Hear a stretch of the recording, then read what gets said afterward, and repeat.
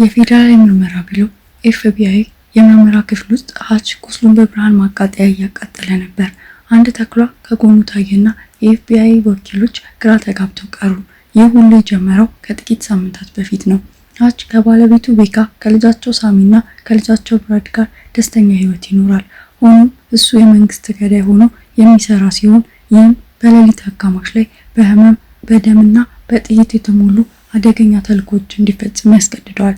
ይህ ደግሞ የቤተሰብ ጊዜን እንዲያጣ ያደርገዋል እና ቤካ በግንኙነታቸው እየተበሳጨች ትመጣለች። ሀች ቤቱ ሲሆን በመካከላቸው ያለው ርቀት ይሰማዋል።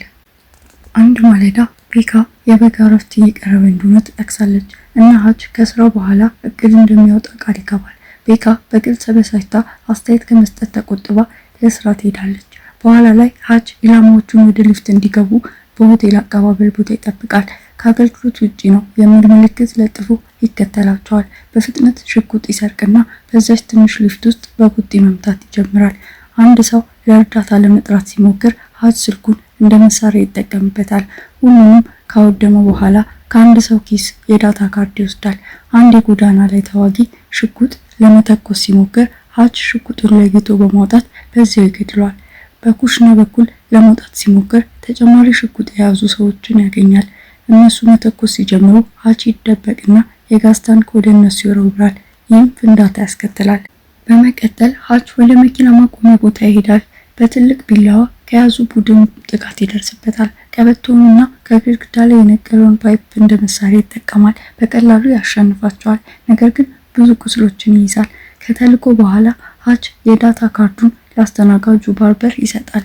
እሷም እዳው $800,000 ቀንሷል። $30 ሚሊዮን እንደቀረው ትነግረዋለች። ሀች የአንድን የሩሲያ ጋንግስተር ንብረት የሆነ ሀብት ስላቃጠለ እዳውን እየከፈለ መሆኑ ይታወቀ። ባርበር ሌላ ተልእኮ ብትሰጠው ሀች እረፍት ይጠይቃል። እሷም የእረፍት ጊዜ ትሰጠዋለች። ነገር ግን ይህ አይነቱ ስራ ባህሪ ውስጥ እንዳለ ትገልጽለታለች። በኋላ ሀች በጋንግስተሩ ቫን ላይ የነበረ ፕሩምበርቪል የሚል ምልክት ያስተውላል። ይህም በልጅነቱ የሄድበት የነበረ ቦታ ነው። ቤተሰቡን የቦታውን የድሮ ማስታወቂያ ያሳያል እና ለበጋው ወደዚያ እንደሚሄድ ይናገራል። ማንም አልተደሰተም። ስለዚህ ሀች ስለ አብሮ ትዝታ መፍጠር ንግግር ያደርጋል። የጉዞ ቀን ሀች የቀድሞ የኤፍቢአይ ወኪል የነበረው አባቱን ዴቪድን ከጡረታ ቤት ይወስዳል። በመንገድ ላይ ጥሩ ጊዜ ያሳልፋሉ። አብረው ይዘምራሉ። ሲደርሱ ልጆቹ አንድ ክፍል መጋራት ስላለባቸው ደስተኛ አልነበሩም። ዴቪድ ብራዲ ክፍሉን እንዲያገኝ ሲል በአሮጌ ማረፊያ ቤት ለመተኛት ፈቃደኛ ይሆናል። ቤካ ክፍላቸውን አልወደደችውም፣ ነገር ግን አዎንታዊ ለመሆን ትሞክራለች። የውሃ ፓርክ በአንድ አደጋ ምክንያት ተዘግቷል። ስለዚህ ለሆት ዶግ ኩፖኖች ያገኛሉ። ወደ አካባቢው የሚገኝ ቦታ ይሄዳሉ እና ሀች ከወንድሙ ጋር እዚያ ጊዜ ማሳለፍን በማስታወስ ውስጥ ይገባል። በድንገት የሸሪፍ አቤልን ትኩር ብሎ ይመለከተዋል። እርሱም ተናዶ ያስጠነቅቀዋል። እዚያ በኋላ ቤተሰቡ ወደ የመጫወቻ አዳራሽ ይሄዳሉ። ሀች ከብራዲ ጋር ለመቀራረብ ይሞክራል። እሱ ግን ሴት ልጆችን በማስደሰት ላይ የበለጠ ፍላጎት አለው።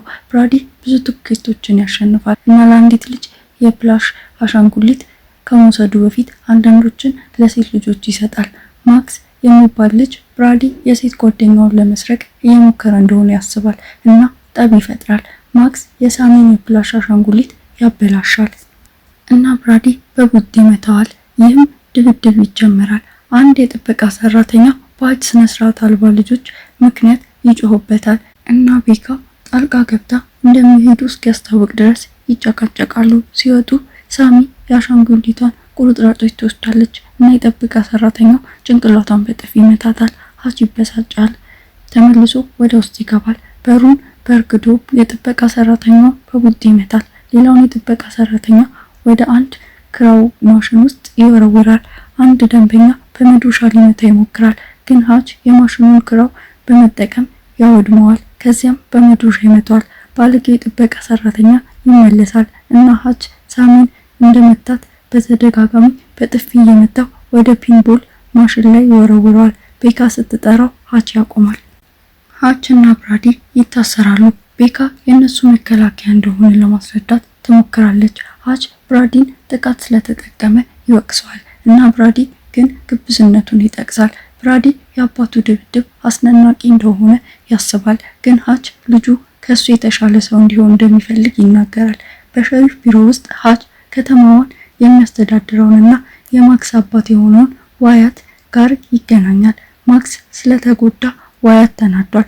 ግን ሀች የጥበቃ ሰራተኛ በልጁ ላይ ያደረገውን ይገልጽለታል እና ዋያት ምን እንደሚያደርግ ይጠይቀዋል። ዋያት ቤተሰቡን እንዲሄድ ይስማማል። ሆኖም ግን ሸሪፉ አቤል በድብቅ ሰዎቹ እንዲያስወግዷቸው ያዘው። ወደ ሆቴሉ የተመለሱበት ጉዞ ጸጥ ያለ ነበር። ክፍላቸው ውስጥ ከገቡ በኋላ ቤካ በሀች ድርጊት ምክንያት ብራዲ ጨካኝ የሆነ ነው ስትል ትቆጣዋለች። ተጨማሪ ቦርሳ ትመለከታለች እና ለስራ እንደሆነ ትገምታለች። ነገር ግን ስትከፍተው የተገናኙበት ቦታ የነበረ ወይን ጠጅ ጠርሙስ ታገኛለች። ቤካ ታልቅሳለች፣ ይቅርታ ትጠይቃለች እና ሲገናኙ ደም ተቀብቶ ስለነበር አደገኛ እንደሆነ ታውቅስ እንደነበር ትናገራለች። በቀጣዩ ቀን ቤተሰቡ በመዝናኛ ፓርክ ሲዝናና ዴቪድ ማረፊያ ቤት ውስጥ ዘና ይላል። ሀች አንድ ፖሊስ ሲያነሳቸው ያስተውላል። ነገር ግን ስሜቱን ላለማበላሸት ምንም አይናገርም። በኋላ በጀልባው መቆሚያ ቦታ ሀች አንድ ፖሊስ ከጎረኛ ወንዶች ጋር ሲቃረብ ይመለከታል። ሆዱ እንደታመመ እየተናገረ ቤተሰቡን በጀልባ ላይ ይልካል እና ራሱ ባዶ ጀልባ ላይ ይሳፈራል። ጉልበተኞቹ ይከተሉታል እና በጀልባው ላይ ድብድብ ይፈጠራል። የጆሮ ማዳመጫ ያደረጉት ቱሪስቶች ድብድቡን አያውቁም። ሀች የህይወት ጃኬትን እንደ ጋሻ ይጠቀማል።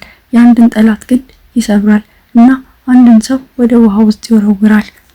አንድ ምሰሶ መወዛወዝን ያስወግዳል። ይህም በምትኩ ፖሊሱን ይመታል። ከዚያም ፖሊሱን በህይወት ማዳኛ ቡይ አጥምዶ ይመታዋል። በጀልባው ጠርዝ ላይ ተንጠልጥሎ የነበረውን ሰውም በምሰሶ ይመታል።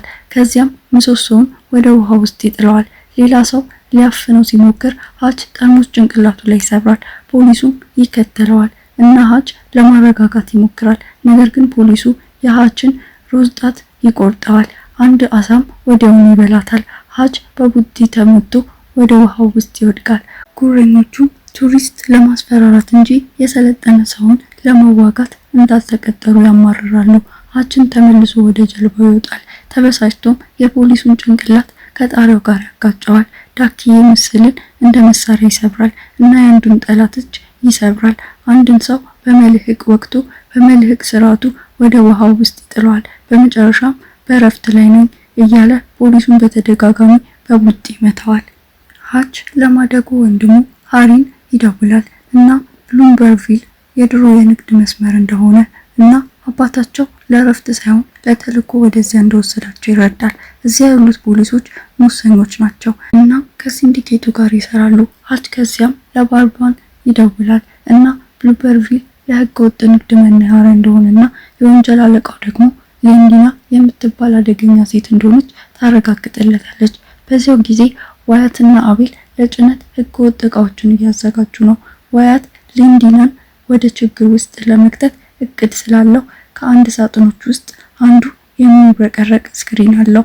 አቤል ከሰዎቹ ጥሪ ይቀበላል እና ሀች ቱሪስት ብቻ እንዳልሆነ ይነግሩታል። በካሲኖ ውስጥ ሌንዲና የአንድ ደንበኛ እጅ በቢላዋ ትወጋለች፣ የሻጩን አንገት ትቀላለች እና ደንበኛው በጆሮ ማዳመጫ ሲያጭበረብር ስላገኘችው አይኑን ትወጋዋለች። ምስክር እንዳይኖር በክፍል ውስጥ ያሉትን ሁሉም እንዲገደሉ ታዛለች። ከዚያም ሌንዲና ዋያትን ትጠራለች እና የአባቱ ዕዳ ስለተከፈለለት የዛሬው የጭነት የመጨረሻ እንደሚሆን ታስታውሰዋለች። እሷም ዕዳው ፈጽሞ እንደማያልቅና አባቱ ትኩረት ስለተበታተነ እንደሞተ ትነግረዋለች። ከዚያም አቤልን ትጠራለች እና ለማን እንደሚሰራ ዋያትን እንዲያስታውሰው ታዘዋለች። በፓርኩ ውስጥ ሳሚ ተኩላ ለማየት ተደስታ ነበር። ነገር ግን ተንከባካቢው ባለጌ ስለሆነ ቤተሰቡ ይቀጥላል። ሀችን ሊያገኙት ባለመቻላቸው ወደ ሆቴሉ ይመለሳሉ። ዴቪድ እራት ላይ ደርሶ ሀች እንደዘገየ ይናገራል። በዚያው ጊዜ አቤል ማክስን ጠልፎ ወደ ሌንዲና ለመላክ ያቅዳል። ሀችም ያቋርጣቸዋል። በገንዘብ ክምር ላይ ጋዝ በማፍሰስ አቤል ቤተሰቡን ብቻቸውን እንደሚተው ቃል ካልገባ ክፍሉንና ጭነቱን እንደሚያፈነዳ ያስፈራራል። አቤልም ይስማማል። ግን ሀች ሲወጣ ማክስ ከቫን ውስጥ ተንከባሎ እርዳታ ይጠይቃል። ሀች ይሄዳል፣ ግን ከሁለት ብሎኮች በኋላ ይመለሳል። አንድ አደገኛ ውጊያ ይጀመራል። ሀች ሽጉጥ ሰርቆ ቡድኑን ይወጋል። ማክስን ወደ ኤሌክትሪክ ሊገፋው ከሞከረ ጉረኛ ሰው ያድነዋል። ማክስን ነፃ ያወጣዋል እና ሁለቱም ለመውጣት ይሞክራሉ። አቤልም ይተኩስባቸዋል ግን አያገኛቸውም። ሀች አንድ መብራት ላይ ይተኩሳል እና ብልጭታዎቹ ጋዙን ያቃጥላሉ። ይህም ትልቅ ፍንዳታ ያስከትላል። ሌንዲናም ስለ አደጋው ትሰማለች እና ሀችን በደህንነት ካሜራዎች ትመለከታለች። ቡድኗ ቤተሰቡ ወዳለበት ሆቴል ይከታተለዋል። አቤልም እሷን ለማስጠንቀቅ ይደውላል ግን እሷ አጋኑ የሚናገር ሞኝ ብላ ታቃለለዋለች። በማረፊያ ቤቱ ሀች ከቤተሰቡ ጋር እንደገና ይገናኛል። ብራዲ እና ማክስ እጅ ይጨባበጣሉ። ቤካ ታለቅሳለች። ሀች ላለመስራት ቃል ቢገባም በሌላ ተልዕኮ እንደሚሄድ በመገንዘብ ሀች በስራው ላይ ቁጥጥር እንደሌለው ይገልጽላትና ከልጆቹ ጋር እንድትሄድ ይነግራታል። ግን እሷ እምቢ አለች እና ይህን እንዲያስተካክል ትነግረዋለች። ሀች ዋያትን ለማግኘት ይሄዳል። እሱም ወዲያውኑ ያጠቃዋል። ሀች ጥቃቶቹን ያስወግዳል እና ማክስን እንዳዳኑ ይነግረዋል። ዋያትም ይረጋጋል እና ሌንዲና አባቱን እንደገደለች ይነግረዋል። እዳውን እና የወንጀል ንግዱን እንደወረሰ ግን በተለይ ለማክስ ሲል እንደማይፈልገው ይገልጻል። ሌንዲና ለበቀል ቡድን እየሰበሰበች ስለሆነ እቅድ ያስፈልጋቸዋል። ዋያት ለሀች መሳሪያዎቹን ይሰጣል እና የውሃ ፓርኩን ለትግል ሜዳነት ለመጠቀም ሲል ለቀኑ እንዲዘጋ ይስማማል። ሃሪና ዴቪድም በፓርኩ ውስጥ ወጥመዶችን ለማዘጋጀት ለመርዳት ይመጣሉ እና ሀች ተኩላውን ከጓጓው ነፃ ያወጣል። ሀች ብራዲ እንደሱ ይሆናል ብሎ ይጨነቃል። ነገር ግን ዴቪድ እሱና ሃሪ ቀድሞውንም የተሻሉ ሰዎች እንደሆኑ ያረጋግጥለታል። ቤካ የዴቪድን የዳርት ሽጉጥ ታገኛለች እና ከልጆቹ ጋር እንደምትሄድ ትናገራለች። ምሽት ላይ ሌንዲና እና ቡድኗ ፓርኩ ይደርሳሉ። አቤል ሀች እና ዋያት እንዲያፈገፍጉ ተስፋ በማድረግ ይቀርባቸዋል። እምቢ ሲሉ ሌንዲና ሰዎቹን እንዲመቱት ታዛለች። ሀች እና ዋያትም ቡድኑ ወደ ፓርኩ ሲገባ ይደበቃሉ። ዋያት አንድ ወጥመድ ያነሳል። ይህም ፈንጂዎች እንዲፈነዳ ያደርጋል። ሀች አሻንጉሊት ተጠቅሞ ተከታዮቹን ያታልላል እና አንዱን መጫወቻ ያነሳል። ይህም ያወድማቸዋል። በሌሎች የካርኒቫል ዳሶች ውስጥ ፈንጂዎችን ያነሳሳል እና ብዙ ሰዎች ይገድላል። ጥይቱ ሲያልቅ በመስታወት ቤት ውስጥ ይደበቃል። ሰዎቹም በምስሉ ላይ ይተኩሳሉ። ነገር ግን የተደበቀ ፈንጂ ይነሳል። ይህም ይፈነዳባቸዋል። ተኩላውም ይጮሃል። ሀችን ከጠላት ያስጠነቅቃል። ስለዚህ ሀችም ያጠቃና ሰውየውን ይገድላል። ዋያት አንድ የኳስ ገንዳ ያልፋል እና ጠላቶቹም በፈንጂዎቹ ላይ ይረግጣሉ። በእግሩ ላይ በጥይት ይመታል ግን ሌላ ወጥመድ ያነሳል። ይህም በቢላ የተገጠሙ የሰርፍ ቦርዶች እንዲለቀቁ ያደርጋል። ይህም ተከታዮቹን ይገድላል። ሀችም ወደ አንድ መስህብ አናት ይደርሳል። ጠላቶቹን ወደ ታች በመተኮስ በፊት በውሃ ሳላይድ ተንሸራቶ አንድ ሰው በሹል ነገሮች ይገድላል። ዴቪድም በመትረየስ ሽፋን እሳት ይሰጣል እና ሀችም በክንዱ ላይ ይቆስላል። በማረፊያ ቤቱ ቤተሰቡን ለመግደል ሁለተኛ ቡድን ደረሰ። ሃሪም በሰይፉ እየገደላቸው ይዞራል። የቡድኑ መሪ በሰይፍ ይፋለማል፣ ያሸንፈዋል እና ሰይፉን ይሰብራል። መሪው ሽጉጥ ያወጣል፣ ነገር ግን ሃሪ ይቆርጠዋል። ከዚያም ጭንቅላቱን በግማሽ ይከፍለዋል። አንድ ጉረኛም ወደ ጎጆ ውስጥ ገብቶ ማክስና ሳሚ ሊተኩስ ይሞክራል፣ ግን ብራዲ በጀርባው ላይ ዘሎ ይወጣል፣ ያንቀዋል እና ይጥለዋል። ሃሪም ገብቶ ሀች እንደሚኮራበት ይናገራል። ወደ ፓርኩ ተመልሰው ሀች ሌንዲናን ያገኛል። እሷም ሴት አገልጋዩን ወደ እሱ ትልካለች። እነሱም ያሸንፉትና ይይዙታል እና ሌንዲና ፊቱን በቢላዋ ትቀላበታለች። ጠባቂዎቹን እንዲገሉት ታዛለች። ነገር ግን ዋያት ያያታል እና ሁለቱንም ሴቶች በጭንቅላታቸው ላይ ይተኩሳል። ሌንዲና ቢላዋን ወደ ደረቱ ትወረውራለች። ከዚያም ሀች ላይ ትቀመጣለች። በሌላ ቢላዋ ለመግደል ተዘጋጅታለች። በዚያም ጊዜ አንድ ዳርት ትከሻዋን ይመታታል። ወደ ኋላም ትወድቃለች። እርሷም ቤካ ናት፣ ለመርዳት የመጣች። ቤካም ሌንዲና የጣለችውን ቢላዋ የሚያግድ ሌላ ዳርት ተኩሳለች እና አይኗን ትወጋለች። የቀረው ቡድንም ይከባቸዋል፣ ግን ዴቪድ ማስጠንቀቂያ ይጮሃል። ዋያት፣ ሀች እና ቤካም በፓርኩ ውስጥ ያሉት ሁሉም ፈንጆች ሲፈነዱ ወደ ገንዳ ውስጥ ዘለው ይገባሉ። ርችቶች ሰማዩን ሲያበሩ ባልና ሚስት ከውሃ ውስጥ ይንሳዘማሉ።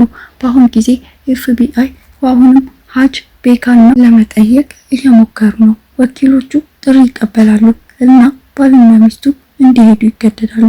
ቤታቸው ውስጥ ቤተሰቡም ከእረፍታቸው ፎቶዎችን እየተመለከቱ ይደሰታሉ።